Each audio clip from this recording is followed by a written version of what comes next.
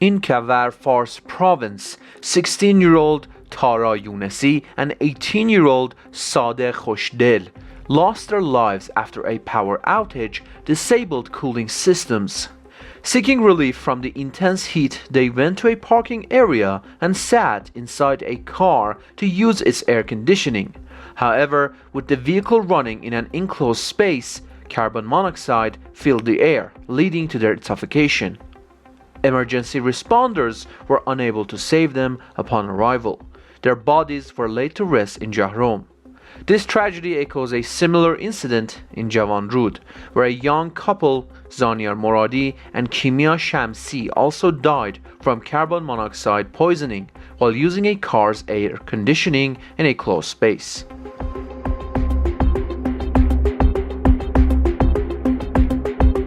Asghar Jahangir, spokesperson for the judiciary, announced that following the arrest of 20 individuals by the Ministry of Intelligence, there will be no leniency towards those detained. He accused them of being spy agents and Mossad supporters arrested in Tehran and several other provinces. These remarks come amid a sharp rise in executions in Iran after the ceasefire between Israel and the Islamic Republic. In most cases, trials have been held without fair legal procedures and sentences have been swiftly carried out.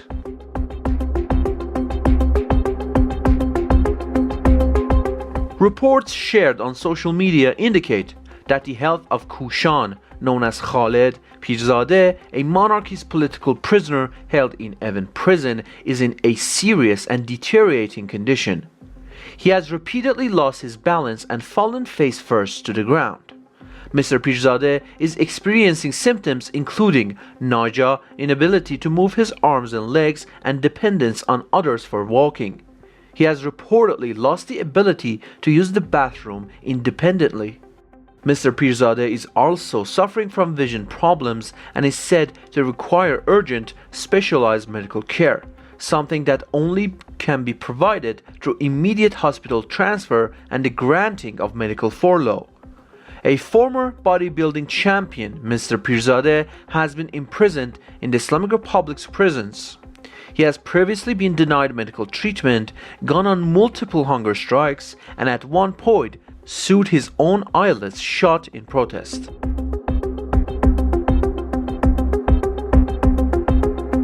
Pro-monarchy political prisoner Arsham Rezai's mother announced that after a period in solitary confinement, her son has been transferred to the general ward of Qazal Hezar prison.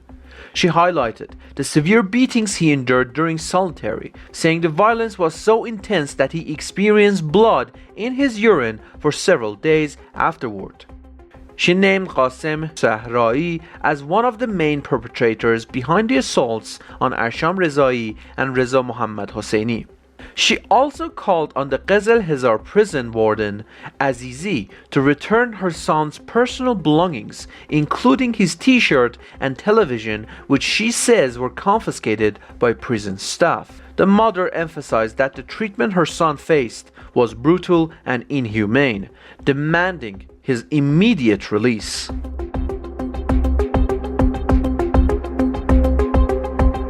Farhad Avijeh, a pro-monarchy activist from Dehdasht, has been sent to prison to serve his sentence. He was previously sentenced by Yasuj Revolutionary Court to 2 years and 1 month in prison on charges of insulting the supreme leader and propaganda against the regime. Mr. Avijeh, one of the detainees from the Iranian National Uprising, was arrested after being summoned and appearing in court, then transferred to Yasuj prison. He was later temporarily released on 500 million Toman bail. Mr. Avijeh had also been arrested by the Islamic Republic's security forces during the national uprising and spent time in prison.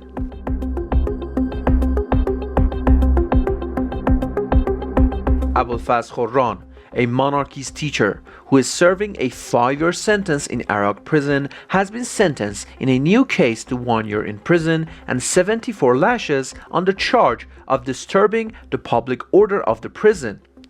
This new case was opened against him for going on a hunger strike in protest against the execution of young people in Iran.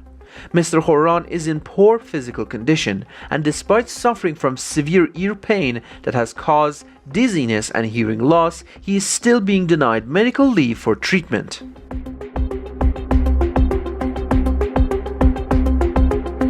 Amir Nasr Azadani, a former player for Traktor and Sepahan and a political prisoner held in Isfahan's Dastegard prison, has been transferred to the hospital.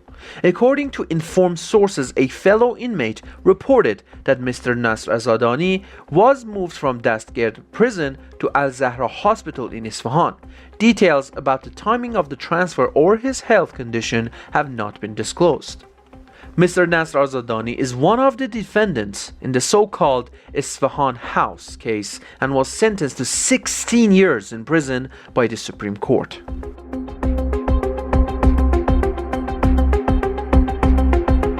Iran's judiciary has sentenced political prisoner Mahmoud Mehrabi to 10 years in prison on charges including inciting and provoking people to war and bloodshed, propaganda against the state, ineffective incitement of forces, and insulting the supreme leader and Ayatollah Khomeini. Under the court's ruling, Mr. Mehrabi also faces additional penalties, including 2 years of exile from his hometown, a 2-year ban on social media activity, a 2-year travel ban, and a prohibition on obtaining a passport. As part of the same case, the Revolutionary Court of Isfahan acquitted Mr. Mehrabi of the charge of corruption on earth, which had previously resulted in a death sentence. That death sentence had been overturned by the Supreme Court, which ordered the case to be sent to another branch for retrial. Mr. Mehrabi has been spending 922 days behind bars without a single day of furlough.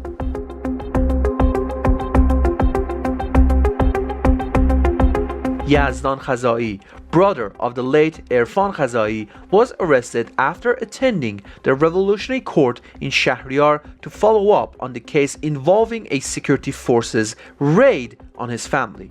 Mr. Yazdan had previously been summoned and interrogated multiple times. During the recent raid on Ehsan Khazai's home, located above Irfan's parents' house, Mr. Ehsan and his wife were detained and released after a few days. At the same time, Mr. Yazdan and his mother were also targeted and beaten by intelligence agents alongside Mr. Ehsan.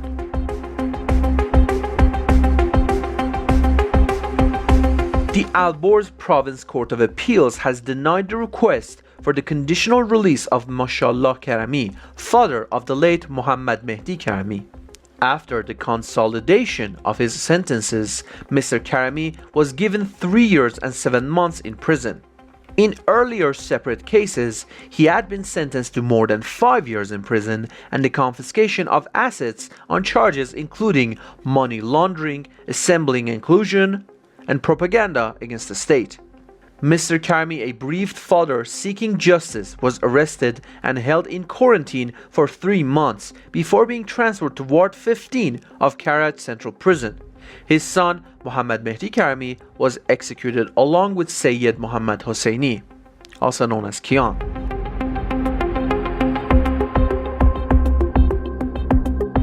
Hamid Qasempour, an eye injury victim from the protests in Farsan, was arrested at his workplace in Beldaji by intelligence agents. After his arrest, officers confiscated security cameras at his workplace and towed away his personal vehicle. At the same time, security forces raided the Mr. Qasempour family home in Farsan, taking several books and a framed photo. His family has been without any news of his whereabouts for 4 days, and their efforts to get information have so far been unsuccessful. During the protests, Mr. Qasempour lost vision in one eye after being shot with a pellet gun from behind.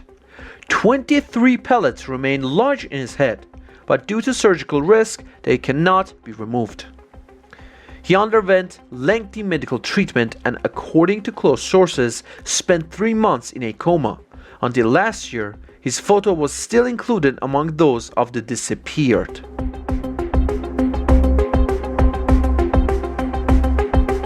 A group of residents in Marzanabad gathered to protest the setup of facilities and the start of operations at the Marzan Kuh mine in the Bala Marzanabad area. This city, known as the Oxygen City of Iran, is located in the Marzanabad district of Chalus County.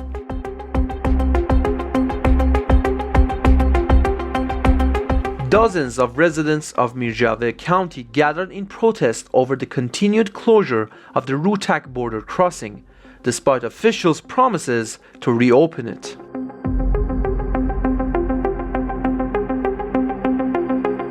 A group of workers at the South Pars gas complex held a protest at the facility's first refinery, voicing their dissatisfaction.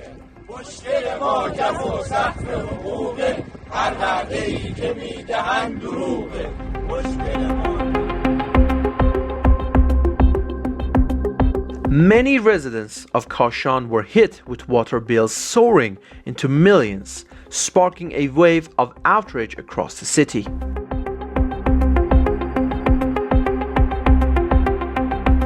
A group of social security retirees in Tehran and Kermanshah held a protest against poverty, poor living conditions, and the authorities' neglect of their demands. Also, Bank Refah retirees in Ahwaz, braving the sweltering heat, held a protest in front of the bank's central building in the city. Steel industry retirees in Isfahan gathered to protest broken promises from officials and ongoing struggles with living costs.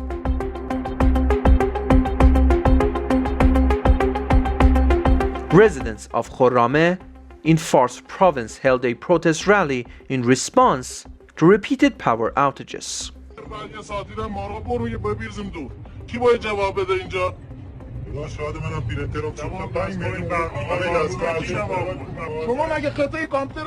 Residents of Chabahar held a protest rally against a 24-hour power outage.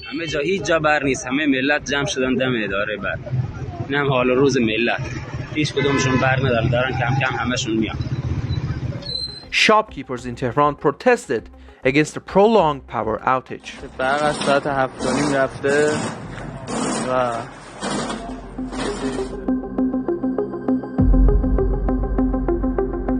A man at Tehran's Haftatir metro station attempted to set himself on fire by pouring gasoline over his body. Witnesses say he blamed his desperation on being fired from his job and having his bank accounts frozen. He carried a banner that read, "I am an entrepreneur and food producer. I created a new product that was widely welcomed, especially by teens and young people. But for 18 months, Islamic Republic of Iran Broadcasting has frozen my accounts and driven me to ruin." Bystanders intervened and prevented the self-immolation.